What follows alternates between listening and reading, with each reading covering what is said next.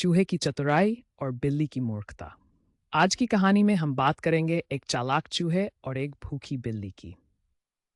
रसोई में एक दिलचस्प मुठभेड़ होती है जो हमें बताती है कि केवल तेज दौड़ने से काम नहीं चलता।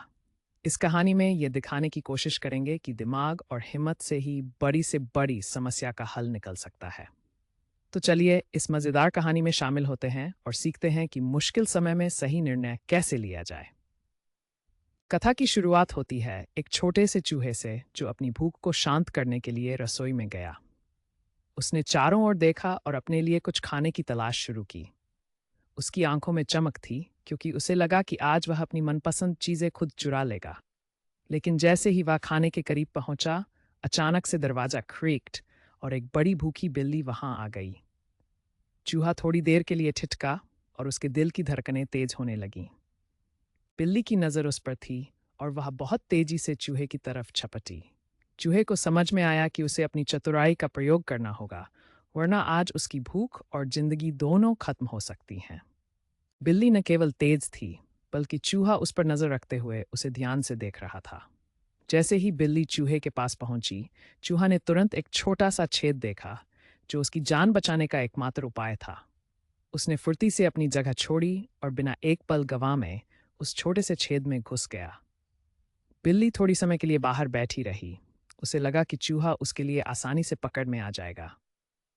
वह वहां घंटों बैठी रही। उसकी आंखें चूहे के निकलने का इंतजार कर रही थीं, लेकिन चूहा तो वहां से निकलने का नाम तक नहीं ले रहा था। थक गई बिल्ली और नाकामयाब होकर चूहा एक तरकीब सोचने लगा।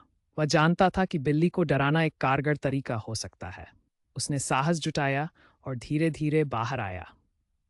फिर उसने जोर से आवाज लगाई, भौं। बिल्ली ने अचानक सुनकर चौंका।